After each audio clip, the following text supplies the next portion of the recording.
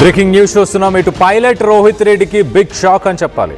ఇటు BRS show cause నోటీసులని ఇటు pilot Rohit రెడ్డికి జారీ చేసింది. ఇటు వారం రోజుల్లో వివరణ ఇవ్వాలంటూ ఒక క్రమశిక్షణ కమిటీ నోటీసులు ఇచ్చినట్టు తెలుస్తుంది. ఇటు పార్టీ కార్యక్రమాలకు కూడా ఆయన దూరంగా ఉండాలంటూ కూడా ఆదేశాలను జారీ చేసింది. ఇటు మొయినాబాద్ డ్రగ్స్ కేసులో వెలుగులోకి కీలక విషయాలు బయట వచ్చాయి. ఇటు కేసు విచారణను సిట్టు ఏర్పాటు చేస్తూ ఇటు డీజీపీ కూడా ఉత్తర్వులను జారీ చేశారు. ఇటు పైలట్ రోహిత్ రెడ్డి డ్రగ్స్ వ్యాపారం చేస్తున్నారా అనే కోణంలో విచారణ జరగబోతుంది. ఇటు నెల రోజుల నుంచి రెక్కి నిర్వహించిన తరువాత పక్కా ప్లాన్తో ఇటు ఫామ్ హౌస్ పైన పోలీసులు ఈగిల్ టీం దాడి చేసినట్టు తెలుస్తుంది. ఇటు మున్సిపల్ ఎన్నికల కౌంటింగ్ రోజు కూడా ఇటు సిఐ సంతోష్తో రోహిత్ రెడ్డి ఘర్షణకు దిగారు. ఇటు గొడవలో రోహిత్ రెడ్డి ప్రవర్తనపై పోలీసులు అప్పుడే అనుమానాన్ని వ్యక్తపరిచారు. ఇటు డ్రగ్స్ తీసుకుంటున్నట్లు ప్రవర్తించాడు పైలట్ రోహిత్ రెడ్డి అంటూ పోలీసులు చెప్పుకొచ్చారు. ఇటు రోహిత్ రెడ్డి డ్రగ్స్ వ్యవహారంపై ఇద్దరు స్థానిక లీడర్ల సమాచారం ద్వారానే ఈ నెల 13న ఇటు ఫామ్ హౌస్లో డ్రగ్స్ పార్టీలో ఆయనని రెడ్ హ్యాండెడ్గా పోలీసులు పట్టుకున్నారు. ఇటు ఫామ్ హౌస్లో 10 మందితో పట్టుబడిన ఆ మహిళ ఎవరు? మహిళ హిస్టరీ పైన ప్రస్తుతానికి పోలీసులు ఫోకస్ చేస్తున్నారు. ఇటు కాల్పులు జరపాలంటూ రోహిత్ రెడ్డి రెచ్చగొట్టాడా అనే కోణంలో కూడా విచారణ జరుగుతుంది. ఇటు నిందితుల కస్టడీ కోరుతూ ఇటు పిటిషన్ వేసేందుకు పోలీసులు ప్లాన్ చేస్తున్నారు. డ్రగ్స్ పార్టీలో ఇంకా ఎవరైనా పాల్గొని వెళ్ళారా అని పోలీసులు ఆరా తీస్తున్నారు. ఇటు సినీ రాజకీయ ప్రముఖులు కూడా పార్టీకి రావాల్సి ఉన్నా ఇటు ఈగిల్ టీం దాడులతో వెనక్కి తగ్గినట్టు ఇటు పోలీసులు అనుమానం వ్యక్తపరుస్తున్నారు. మొత్తం మీద ఇటు రోహిత్ రెడ్డి తనే పార్టీని నిర్వహించాడా, గతంలో కూడా పార్టీని నిర్వహించాడా, ఒక డ్రగ్స్ డిస్ట్రిబ్యూటర్గా ఒక పెడ్లర్గా తను డ్రగ్స్ దందా ఏమైనా చేస్తున్నాడా అన్న కోణంలో ప్రస్తుతానికైతే పోలీసులు ఇన్వెస్టిగేషన్ చేస్తున్నారు. ఒక సిట్ని కూడా ఏర్పాటు చేయాలని ఇటు డీజీపీ ఉత్తర్వులను జారీ చేశారు. ఇటు గతంలో ఇటు మున్సిపల్ ఎన్నికల సమయంలో కౌంటింగ్ సమయంలో సిఐ సంతోష్తో కూడా వాగ్వాదానికి దిగినప్పుడు కూడా తను డ్రగ్స్ కన్స్యూమ్ చేశాడా అన్న కోణంలో మొత్తానికైతే ఇన్వెస్టిగేషన్ చేస్తున్నారు. దీనికి సంబంధించి ఒకసారి పోలీసులు ఏం మాట్లాడుతున్నారు, పోలీసుల మాటల్లోనే ఒకసారి వినే ప్రయత్నం చేద్దాం. 14వ తారీఖు సాయంత్రం మాకు నమ్మదగిన సమాచారం మేరకు మొయినాబాద్లో గల ఒక ఫామ్ హౌస్లో కొంతమంది 4 నుండి 5 వ్యక్తులు నిషేధిత డ్రగ్స్ తీసుకుంటున్నట్టుగా సమాచారం వచ్చింది.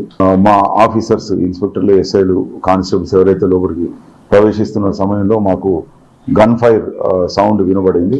వెంటనే మా ఆఫీసర్స్ అలర్ట్ అయిపోయి పరిగెత్తి చూడగా ఒక వ్యక్తి చేతిలో ఆకాశం వైపు పిస్టల్ పెట్టి ఏం చేస్తూ పట్టుకొని ఉండడం కనిపించింది. వెంటనే అతన్ని కస్టడీలో తీసుకొని ఆ వెపన్ సీజ్ చేసుకోవడం, అతని పక్కన ఒక వ్యక్తి దగ్గర వాడబడిన 4 క్యాటేజెస్ దొరకడం జరిగింది. వీళ్ళందరినీ అక్కడే ఉన్న మిగతా 9 మందిని కూడా కస్టడీలోకి తీసుకొని డ్రగ్ టెస్ట్ చేయడం జరిగింది. దీనిలో 5గురికి పాజిటివ్ వచ్చింది, 6గురికి నెగిటివ్ వచ్చింది. బ్లడ్ శాంపిల్స్ కూడా కలెక్ట్ చేయాలని చెప్పి వారిని 11 మందిని హాస్పిటల్కు తరలించి అక్కడ టెస్ట్ చేయడం వల్ల దానిలో ఎవరికైతే ఇక్కడ నెగిటివ్ వచ్చిందో అందులో ఒక అతనికి పాజిటివ్ కూడా వచ్చింది. అంటే మొత్తం 6గురికి పాజిటివ్ వచ్చింది, మిగతా 5గురికి నెగిటివ్ వచ్చింది. దానిలో 6గురు రోహిత్, మహేష్, రితేష్, నమిత్, కౌశల్ అండ్ అర్జున్ అనే వ్యక్తులు డ్రగ్ అబ్యూజ్ చేసినట్టుగా, డ్రగ్ తీసుకున్నట్టుగా మనకు టెస్ట్ పాజిటివ్ వచ్చింది. మిగతా వారి దగ్గర ఎలాంటి ఆధారాలు దొరకలేదు. కాబట్టి ఈ 11 మందిని అందులో వెపన్ వాడినందుకు మొయినాబాద్ పోలీసులు ఆర్మ్స్ యాక్ట్ మరియు ఎన్డీపీఎస్ యాక్ట్, తర్వాత బిఎన్ఎస్ భారతీయ న్యాయ సంహిత సెక్షన్లు నమోదు చేసి ఎఫ్ఐఆర్ చేసి వాళ్ళను కోర్టు ముందు హాజరుపరచడం జరుగుతుంది. తర్వాత ఫర్దర్గా పోలీసులు కోర్టు ఏ చర్యలు తీసుకుంటారో దాని ప్రకారంగా మేము ఫాలో అవుతాం.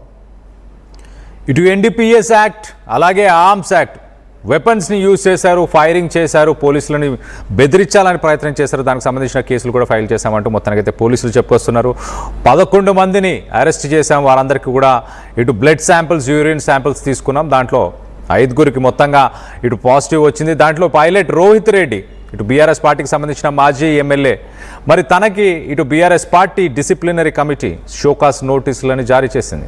వివరణ ఇవ్వాలి అంటూ ఒక వారం రోజులు గడువు కూడా ఇచ్చినట్టు తెలుస్తుంది. దీనికి సంబంధించి మరింత అప్డేట్ తీసుకునే ప్రయత్నం చేద్దాం. ఇటు మా ప్రతినిధి మధు ఉన్నారు, మధుతో మాట్లాడి తెలుసుకునే ప్రయత్నం చేద్దాం. మధు చెప్పండి, బీఆర్ఎస్ ఏమని చెప్పింది? అంటే ఆ వారం రోజుల్లో సంజాయిషీ ఇవ్వమందా, లేకపోతే తన పాజిటివ్ వచ్చిన దాని గురించి డిస్కషన్ అయిందా ఏంటి? ఎగ్జాక్ట్లీ, అంటే ఆ డ్రగ్స్ కి సంబంధించినటువంటి విషయంలో డ్రగ్స్ వినియోగించారు ఆ పార్టీలో మొయినాబాద్ కి సంబంధించినటువంటి ఫామ్ హౌస్ లో అనేటువంటి అంశం పైన మొత్తానికి బీఆర్ఎస్ పార్టీ నుంచి రెస్పాన్స్ వచ్చింది. షోకాస్ నోటీస్ జారీ చేశారు. దీంట్లో చాలా స్పష్టంగా దీనిపైన వారం రోజుల లోపల వివరణ ఇవ్వాలి అంటూ దీనికి సంబంధించినటువంటి క్రమశిక్షణ సంఘం షోకాస్ నోటీస్ ఇచ్చింది. దీంట్లో భారత రాష్ట్ర సమితి ఒక బాధ్యతాయుతమైనటువంటి రాజకీయ సంస్థగా చట్టపరమైన నిబంధనలు మరియు నైతిక విలువలను పాటించడంలో కట్టుబడి ఉంది అనేటువంటి ఒక వర్డ్ నల్ల యాడ్ చేస్తూ అక్రమ కార్యకలాపాలు, ముఖ్యంగా మాదక ద్రవ్యాల వినియోగం లాంటి వాటితో ఏ విధమైన సంబంధం కలిగి ఉండాలన్న దానిపై పార్టీ పూర్తిగా ఉండడానికి కూడా పార్టీ వ్యతిరేకిస్తుంది అట్లాంటి వాటికి అనేటువంటి స్టేట్మెంట్ చేశారు. సో ఈ సంఘటన పైన మీ దాంట్లో అటెండెన్స్ కానీ మీరు అందులో ఉండడము, డ్రగ్స్ సేవించారనేటువంటి విషయాల్లో కానీ క్లారిటీ ఇవ్వాలి అనేటువంటిది చాలా స్పష్టంగా ఇచ్చారు. ఈ 7 days వారం రోజుల లోపల పూర్తి స్థాయి వివరణ ఇవ్వాలి. లేదు అంటే పార్టీ నుంచి తదుపరి నిర్ణయం ఉంటుంది. మీరు ఇప్పుడు పార్టీ అధికార కార్యక్రమాల్లో పాల్గొవద్దు, ఎక్కడ కూడా నిర్ణయాల్లో జోక్యం చేసుకోవద్దు. ఈ నోటీసు గడువులోపు పూర్తి స్థాయి వివరణలో కనుక విఫలమైతే పార్టీ రాజ్యాంగం మరియు నియమావళి ప్రకారం మీ పైన తగిన క్రమశిక్షణ చర్యలు తీసుకుంటామనేటువంటి స్టేట్మెంట్ చేశారు. ఎటువంటి అదనపు నోటీస్ లేకుండానే తీసుకోబడతాయనేటువంటిది దీంట్లో మెన్షన్ చేశారు. ప్రస్తుతం లీగల్ ఎక్స్పర్ట్, పార్టీకి సంబంధించిన జనరల్ సెక్రటరీ, పార్టీ క్రమశిక్షణ వ్యవహారాలుగా ఉన్నటువంటి సోమా భరత్ సంతకంతో ఈ లేఖ విడుదలైంది.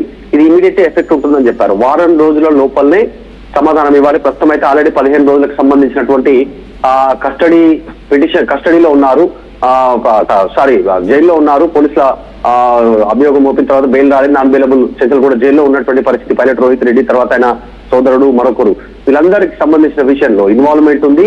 అసలు పోలీసుల పైన కాల్పులు జరపాలనేటువంటి ఆరోపణలు కూడా చేస్తారు. అది ఇంకా వేరే ఆరోపణ. ప్రస్తుతం మాదక ద్రవ్యాలకు సంబంధించిన విషయంలో మాత్రం పార్టీ సీరియస్ గా ఉంది.